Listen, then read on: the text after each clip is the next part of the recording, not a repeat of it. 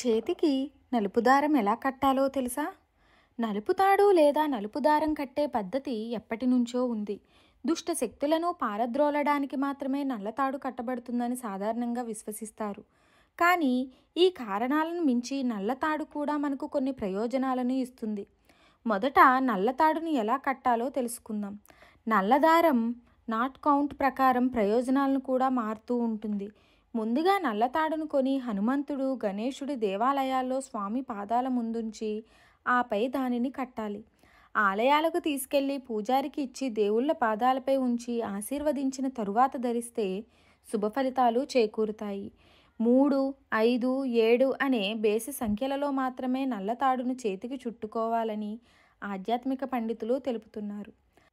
మరిన్ని interesting videos కోసం మా ఛానల్ని సబ్స్క్రైబ్ చేయండి. వీడియో నచ్చితే లైక్ చేయండి, షేర్ చేయండి, కామెంట్ రూపంలో మీ అభిప్రాయాన్ని తెలియచేయండి.